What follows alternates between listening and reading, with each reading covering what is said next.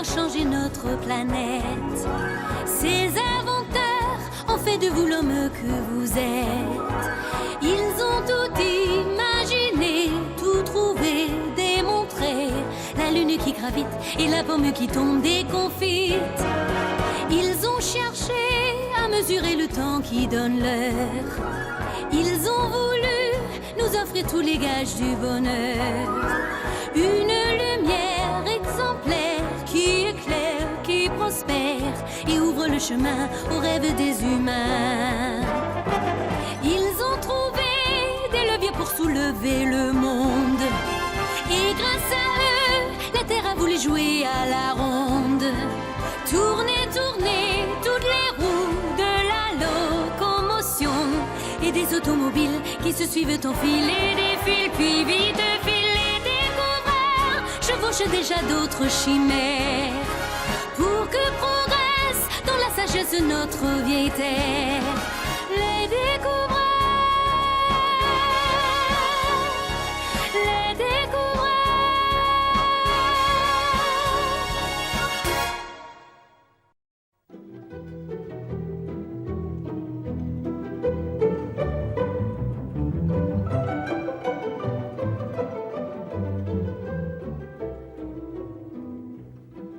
Bientôt, les enfants, vous irez au lycée.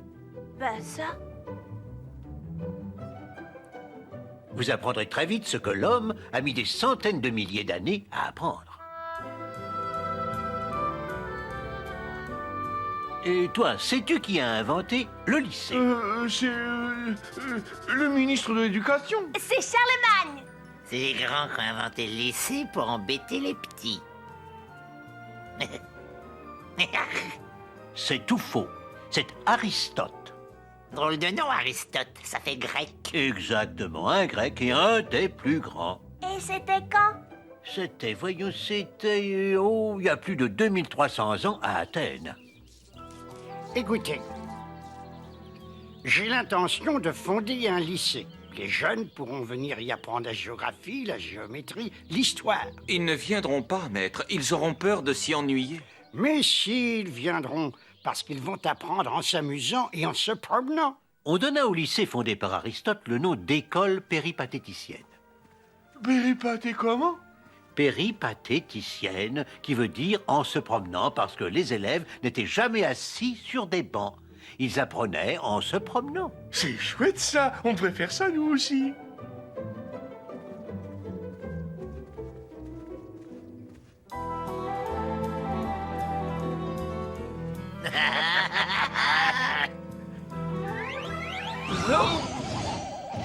Oh! Aristote fut aussi le précepteur d'Alexandre le Grand qui conquit le monde. Ici, Ptolémée, tu feras construire un grand port, et là, sur l'île, un phare pour éclairer les navigateurs. Par là, près du port, tu feras construire un temple en l'honneur des muses, où les savants pourront se réunir pour travailler. Bien, Alexandre. Et nous appellerons cette ville Alexandrie. À la mort d'Alexandre, Ptolémée, devenu roi d'Égypte, fit construire une bibliothèque et Ptolémée II un phare de 140 mètres, une des merveilles du monde. On construisit d'énormes bateaux. Imaginez ce navire. Il était haut comme une maison de 10 étages. Et il y avait là 2000 rameurs.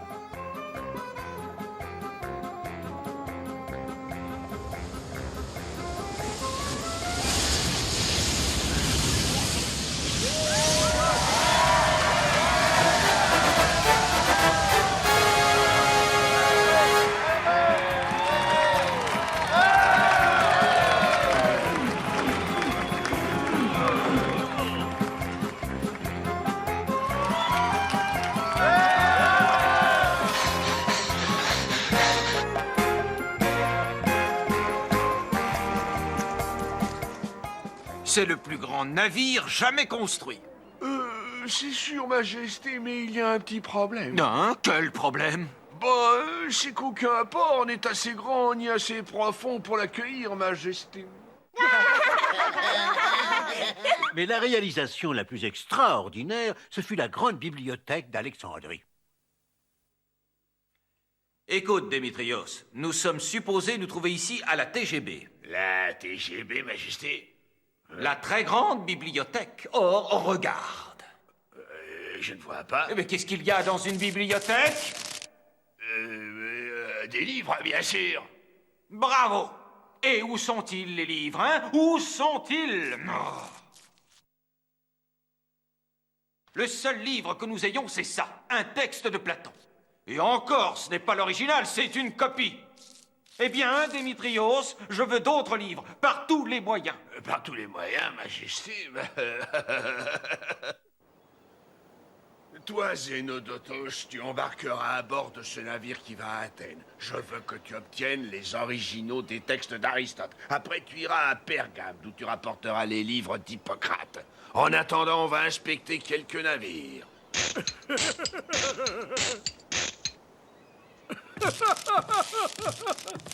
Oh, Qu'est-ce que tu lis de si drôle à Pélicon, hein? Dis-moi. une comédie d'Aristophane. C'est bidonnant. Ça s'appelle Les Oiseaux.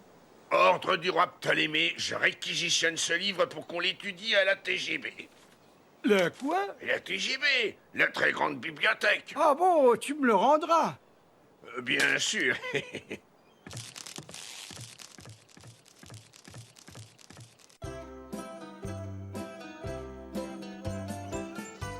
Je devrais en trouver des livres ici. Dis, il paraît que t'as un exemplaire des épidémies d'Hippocrate. Mais oui, c'est l'original. J'achète. Mais je ne vends pas. C'est un souvenir de mon grand-père. Je te le paie 10 talents d'or. 20 talents d'or. Un soutien comme à la prunelle de mes yeux, mais à 30 talents. Je prends. Tiens, voilà ton or. Écoute, Zélodotos, je n'ai pas besoin d'argent. Dis à Démétrios que je n'ai aucune envie de me séparer des textes de Démocrite. C'est un non définitif.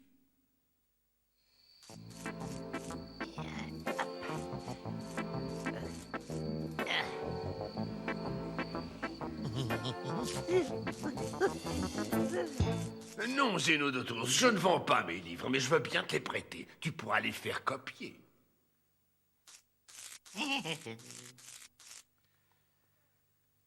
C'est bien, Démétrios, ça commence à ressembler à une TGB. Tu verras, on en reparlera de ma bibliothèque. Viens voir les copistes maintenant. Je pense que tu seras satisfait. Bravo. Bien sûr, nous préférons garder les originaux et rendre les copies. Bien sûr que nous le préférons. Nous avons maintenant plus de 400 000 livres. Toute l'œuvre des philosophes et des savants grecs et la vie d'Alexandre.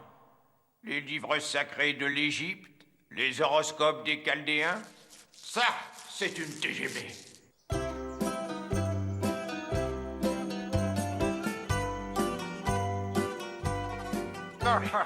Oh, c'est encore mieux que le lycée d'Aristote. Salut, je suis Stésibios, ingénieur. Et inventeur. Tu vois, Ptolémée, cette statue trace sur le papyrus une ligne qui représente le temps écoulé. Ah, quelle merveille. Et comment ça marche, hein? Tu vois, l'eau s'écoule régulièrement et fait remonter le flotteur. Puis, elle remplit ce compartiment qui s'alourdit et fait tourner le tambour sur lequel la ligne est tracée. Très ingénieux, Ctésibios. Et qu'as-tu inventé d'autre? Cette pompe, par exemple, qui permet de remonter l'eau d'un puits sans avoir à y plonger ainsi.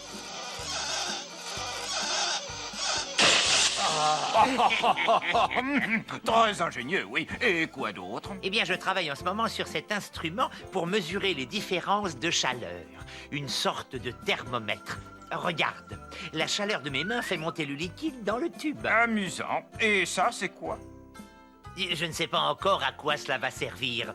Le piston comprime l'air dans le tube et en conserve la force. La force? L'air, ça n'a pas de force. Décroche ce cran et tu verras si l'air n'a pas de force.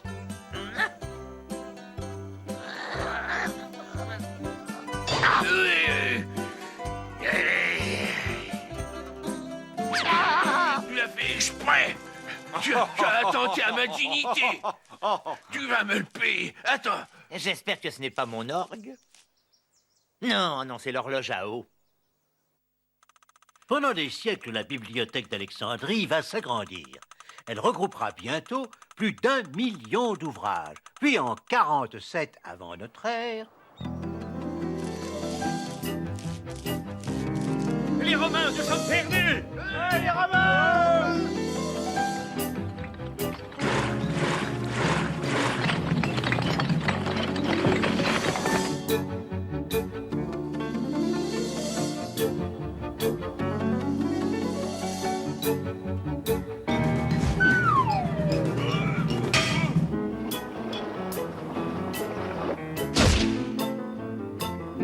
Les troupes de Jules César vont envahir Alexandrie.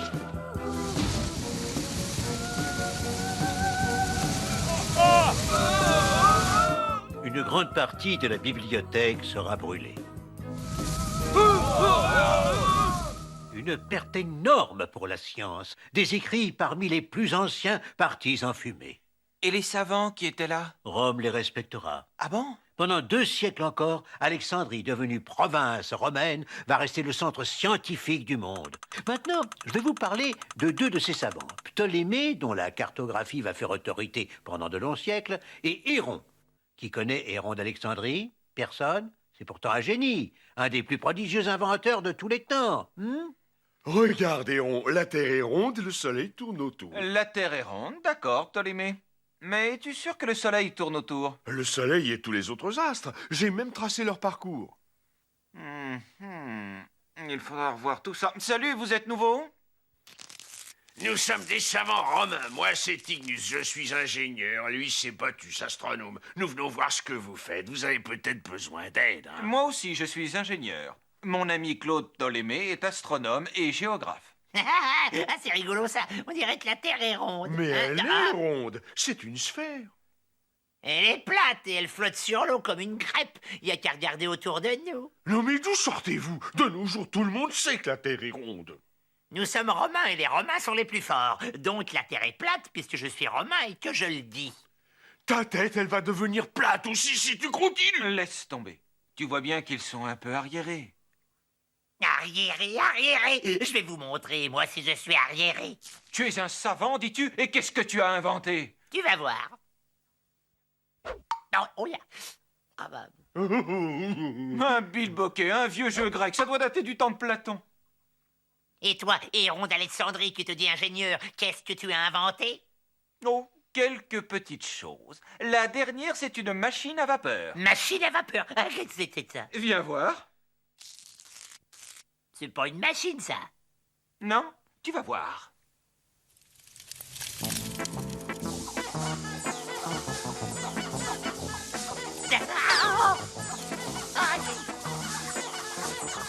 C'est de la sorcellerie.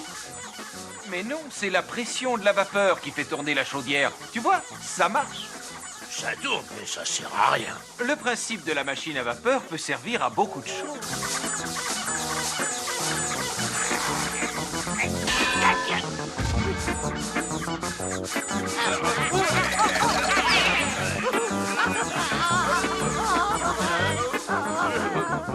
Ils ont cassé ta machine. Ah, j'en fabriquerai une autre, plus perfectionnée. Nous demandons à voir Caius, le gouverneur d'Alexandrie. Donc, vous vous plaignez des savants grecs au muséum. Oui, Caius. Il y en a un qui s'appelle Héron, il abîme le matériel, et l'autre Ptolémée. Il prétend que la Terre est ronde. Et elle est comment, la Terre? Carrée? Elle est plate, bien sûr. Bien sûr. Allons les voir, ces Grecs.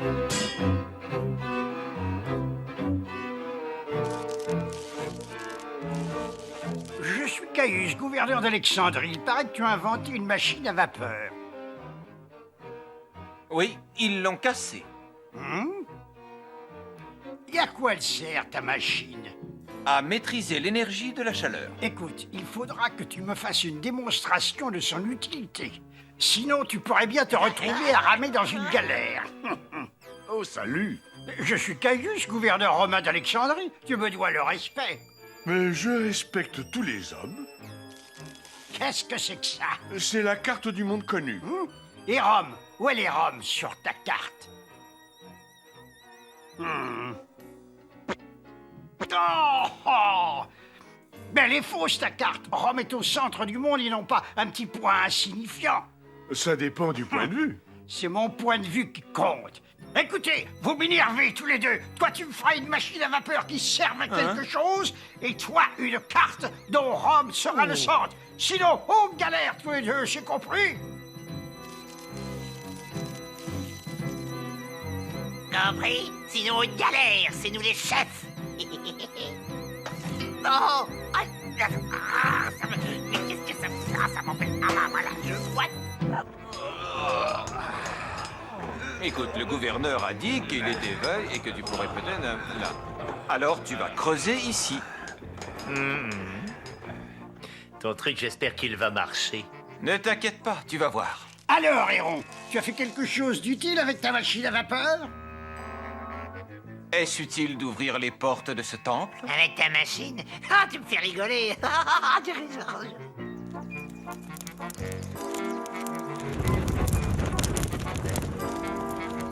Alors, on attend. Et les hommes là-dedans, là, tu triches. Va voir.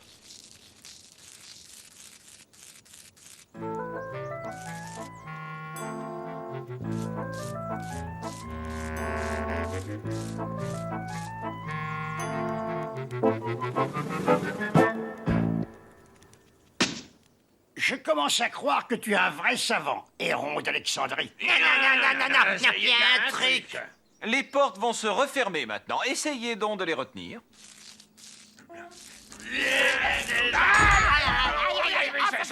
Oh, mon doigt. Aïe, aïe, aïe. Je vais ordonner à ma machine à vapeur de vous libérer. Tu es ingénieux, Héron. Continue et présente-moi d'autres inventions aussi amusantes. Et toi, tu as fait ma carte avec Rome au centre? Voyons. Tu vois, ça, c'est le Colisée, le grand cirque de Rome. Il est bien au centre de la carte. Et le reste du monde connu? D'après ce que tu as dit, Rome est si grande que le reste du monde est trop petit pour qu'on le voie. Et ça? C'est le soleil et la lune qui tournent autour du Colisée. Tout ça, c'est du grec pour moi. Est-ce qu'il se paierait pas ma tête? Bien sûr qu'il se paie ta tête. La terre est plate. Les Grecs se moquent de nous. Vous deux, vous commencez à m'énerver. Si vous êtes des savants, prouvez-le. Sinon, on galère. Dis donc, bravo pour l'ouverture de la porte. Comment tu as fait? Tu vois, le feu réchauffe l'air dans la cuve, là. Et l'air se dilate, repoussant l'eau. L'eau passe par ce tube, remplit ce seau fermé dont le poids tire alors les cordes, faisant tourner les pivots de la porte qui s'ouvre. Quand le feu est éteint, le volume d'air diminue, l'eau est aspirée du seau et le contrepoids, là, referme la porte. Simple comme bonjour, non? Très simple, oui.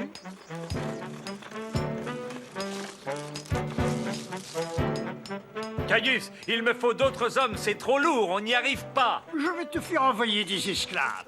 Et on peut s'en passer, tu vas voir. Il faut utiliser des leviers qui permettent à peu d'hommes de soulever des grands poids. Tiens, l'ingénieur a une idée. On va voir. Ah, tu vois? Tu as monté la colonne de 2 pieds, il faut la monter jusqu'à 30 pieds. Comment vas-tu faire? Avec d'autres leviers, plus haut et plus haut encore. Et sur quoi tu vas les appuyer, tes leviers? Sur des madriers plus épais. Oh tiens, c'est une idée, ça.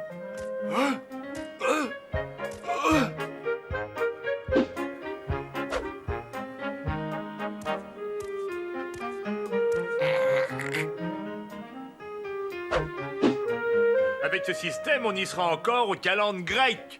Alors, bande de feignants, vous venez tirer ces cordes?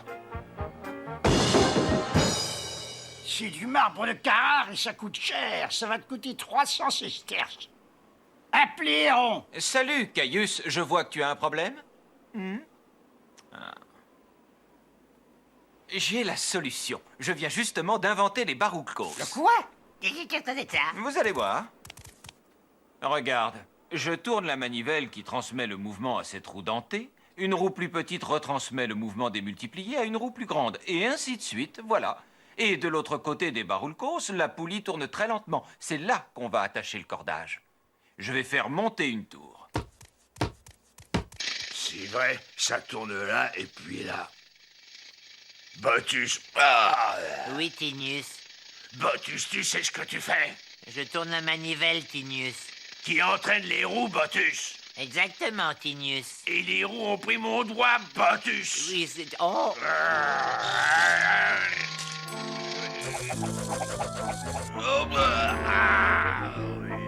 J'ai bien fait exprès, j'ai dit... Ah! Tiens, les savants romains font un petit jogging. La tour est prête.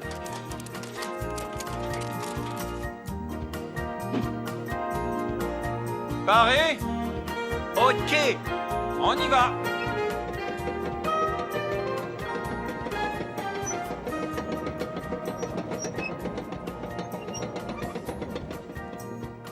Là, doucement. Y a pas à dire, ils sont pas bêtes, ces savants grecs. Héron, viens voir. Regarde, je crois que j'ai trouvé la solution pour faire des cartes plus précises. Les cartes de Ptolémée comportaient des erreurs, bien sûr. Mais il est tout de même le père de la géographie moderne. 14 siècles plus tard, Christophe Colomb va se servir de ces mêmes cartes. Et 15 siècles plus tard, Copernic sera encore sous son influence. Et l'astrolabe. Et que penses-tu de cet instrument pour observer le ciel? Tu n'écoutes pas, Héron, que fais-tu? J'observe, justement. Là. Dehors. C'est Cléa, ma cousine. Ah, en fait, je regardais cette petite lyre dont elle joue. Viens, je vais te la présenter.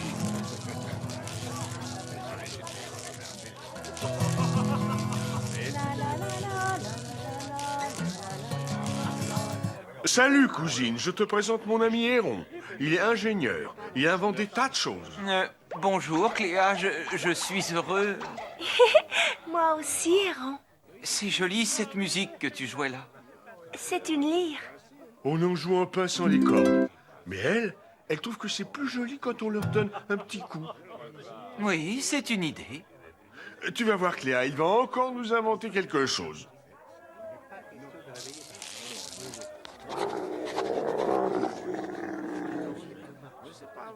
Non, mais t'as pas fini de taguer mon chameau? Un chameau tout neuf que je viens de faire laver, je sens le poivre des Indes qui me monte au nez. Tu vas le regretter. Ne te fâche pas, Samelier. Tiens, voilà quelques sesterces pour faire laver ton chameau. Mon ami est un peu distrait. Ce n'est pas grave. Si tu veux l'autre côté du chameau pour taguer, encore quelques pièces et ça ira. Ils sont bizarres. Il est drôle, ton ami. Il part comme ça sans même me dire au revoir. Il est comme ça quand il a une idée. Il oublie tout. Il est gentil. Tu voudrais peut-être le revoir? Oh, si l'occasion se présente.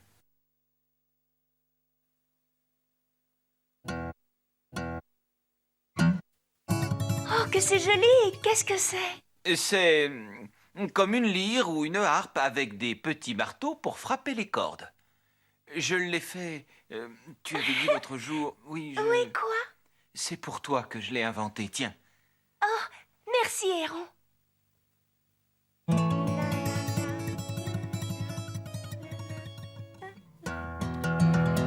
Bravo, Cléa.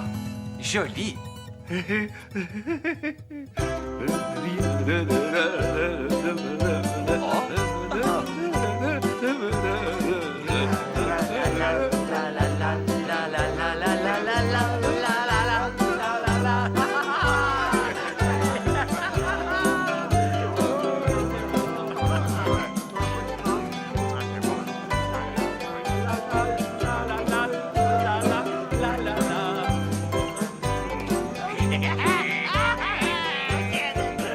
Je te préviens.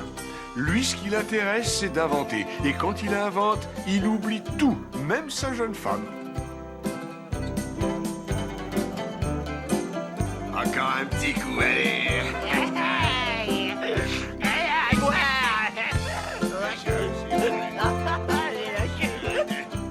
Ptolémée et Héron seront parmi les derniers savants de l'école d'Alexandrie. La glorieuse période de la science grecque avait duré près de 1000 ans. La fabuleuse bibliothèque d'Alexandrie sera d'abord pillée par les Romains. La puissance de Rome, à son tour, va s'effondrer. En l'an 391, alors qu'Alexandrie fait partie de l'Empire de Byzance... Détruisez la bibliothèque et les salles de travail. Ce sont des lieux païens. En avant! À la carte! Brûlez tout! Une longue période d'obscurité va suivre la disparition de l'école grecque. Mais ces découvertes forment les bases de notre science actuelle. Plus tard, ce flambeau sera repris. Et d'autres savants vivront des aventures tout aussi extraordinaires. Oh, vous verrez, vous verrez. Les découvreurs façonnent pour nous des mondes meilleurs. L'œil vers le ciel, leurs pensées vagabondent ailleurs. Tourne-manège des étoiles, des planètes, des comètes. Voici que l'homme décolle, il va quitter le sol. Mes paroles, c'est qu'il s'envole. Demain, ils nous mèneront vers d'autres firmaments. Car pour eux, l'homme n'en est qu'au début de son roman. Les